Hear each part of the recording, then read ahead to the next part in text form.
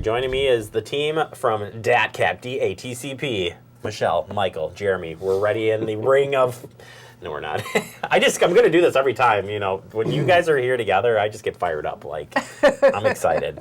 And today we're talking about QR codes, which are being used in so many different ways. In fact, we just put one on a poster recently ourselves. And I just said to you guys off air, and I'm going to say it on air. I always feel uncomfortable when we're generating a QR code because I'm always like, we don't even know where this really is out there already, or be suspicious of it already.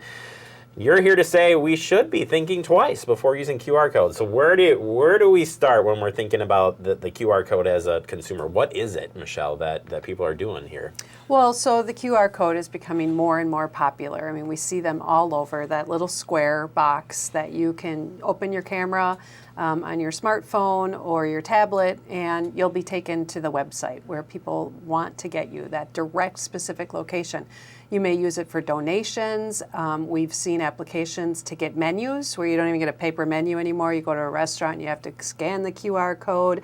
Sporting events, concerts, public parking, airline flights, everything is become coupons. You know, if you're in the store and want an instant coupon now, then you can scan that QR code. But this presents anything that's popular and anything that's going national or international, the scammers are going to find a way to take advantage of it. And because it's really a quick link, if you think about it, to a website, it presents an opportunity for a scammer to get you where they want you to go instead of where you want to go. And if you're trying to get that coupon, maybe you have to be a loyalty rewards member, so now log in. Well, here you are handing over your personal information. Maybe you're trying to get the discount on something else, so they're here, buy it through this, and you get the discount. Now you're handing over your credit card, you're making the payment. And that's the end goal of the scammer, to get your information, get your money, if they can. So, of course, we need to be concerned. How are they going to try and manipulate that process? So, Michael, would you say just don't scan it? Don't use the QR code then? Just don't do it. Well, I think that certainly could be a solution, but I don't know that you always have that opportunity to not scan it. You'll see some restaurants that really don't have paper menus anymore. Or a great example that Michelle mentioned is having to scan the QR code to pay for, say, parking. It's the only option you have. And so while ideally we would say, sure, don't scam, or if you don't scan it, then clearly you can't be misled with it, but not always possible.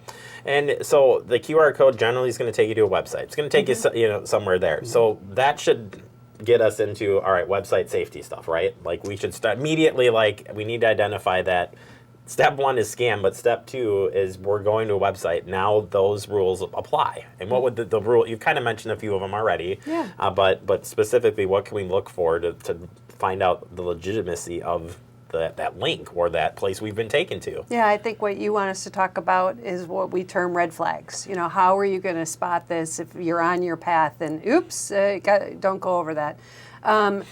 One of the things is to pay attention. When you scan that, where is it taking you? You know, my device shows me where I'm going to be going, so pay attention. If you're supposed to be at a big box store to get the coupon, are you at their web address or is there a typo? Are you going to the .gov to get the information about what's happening in your municipality, or are you at a .com? And so paying attention to that. And then also pay attention to if they're just sending you to a shortened version of that. If they're not really telling you where you're going because they've got a short version of it, okay, well, maybe I don't have to use the QR code. Maybe I can type it in myself. I know I want to go get information about the Winter Festival that's happening, so I'm going to type in my municipality and say Winter Festival and get there to get the information. Go the long way. Don't use the QR code in the quick. Shortcut's not always the best way, That's right? That's right. And then also, if it's a physical presence, is there a sticker over the QR code, what you're scanning? Oh, that could be a big one. I've seen this in restaurants, and it drives me nuts. I'm like, it just looks so bad to cover up a QR code with another QR code. Right. And I get it. I understand why, but... Because maybe they updated the menu, have a new link. Right. Ask. Don't just be nervous and wonder. Ask before you do it. And if there's no one to ask, don't go. Don't do it, because that sticker could easily be from that scammer. But those are going to be some of the red flags you can watch for. And the great thing is there's also tools out there that can be used. I was just going to say, from what I'm reading here, and I didn't even know this existed, but installing a QR code scanner with added security, there's antivirus software maybe out there to help combat some of our scanning ability. That's exactly what they offer. There's apps that will have the camera, and those help you vet whether or not that's a legitimate destination, that's where it's taking you. Should it be taking you there, so that you have the confidence that, hey, when I scanned it, it's correct. Because as you mentioned, there's so many different areas where you have to try and scrutinize, and it gets very difficult because the scammers are getting really good. So you scam that particular restaurant, and it takes you to what you think would be the right one. But in reality, we don't know who put that sticker there, and tough to discern that. I think COVID really pushed the QR code forward. Like, I feel like it was on the verge of like, I don't know if this is actually going to take. COVID hit, and then it seemed like it just was an easier way to a touchless, don't have to have the things that you would have dealt with. And that's why I think we've seen such a surge in people using it to the advantage. Again, we're using it as a poster to give people to get access to our website, so they see a flyer, but it gives another way to come and see our website. But it's just making it easy. You got to just be on the lookout, though. You got to have your guard up, no matter when you're using it. I agree. I think it was a catalyst to them being more commonly accepted, but also was a catalyst to being used more widespread. Like a little grocery store, like every item now that's on sale will have its own QR code. Well, more opportunities to be exploited, but at the same time, it's also an efficiency both for you and that retailer if they want to do it. So it's tough to, so I always get into that pattern we talk about where, well, does it mean every single QR code's bad? No, it doesn't. And that's why I had to ask you, I'm like, was it even worth scanning it? I don't think you have to be afraid, but I think, as you guys have mentioned, you have to have your guard up and understand where you're going and what it could potentially bring you to. And that's get you some little reassurance, I guess, to use them. So, well, think about who's posting that QR code too. If you're seeing it as part of a national television campaign, or you're at a particular sporting event in a venue that you trust and it's on the big board, that's different. Those things are vetted and checked and verified. But if you're down a dark alley and I do associate. I'm thinking like I'm at a park bench and there's a stick QR code on the bench. Yeah, there's more opportunity for manipulation there. I think it's important to know where it was taking you. I think you guys hit it on the head today. That you know where it's taking you and understanding that.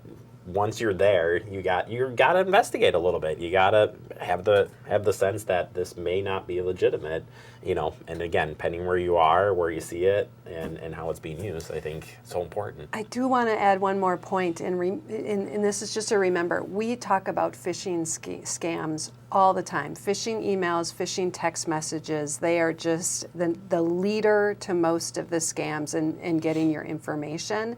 Well, when you see a QR code in an unsolicited email or text message from someone you don't know or a company you don't interact with, that needs to be a red flag. That's the one you don't trust, because when they want, it's like clicking the link. Don't click the link. Don't use the QR code.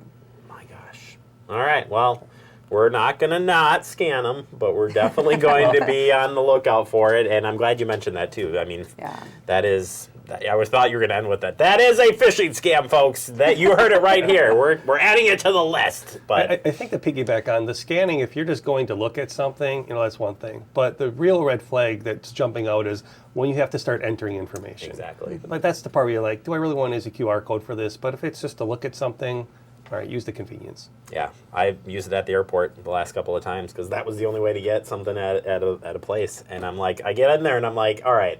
I just got to know, like, right away if there's a secure piece to this, if it's the real company, and yeah, I think it's a good thing. Well, thank you both so much for the great information. If people want to learn more about this or reporting a scam, Michael, I tricked you. Come visit us at datcp.wi.gov or give us a call at 1-800-422-7128. Thank you both so very much. I appreciate your time. Thanks, Jeremy.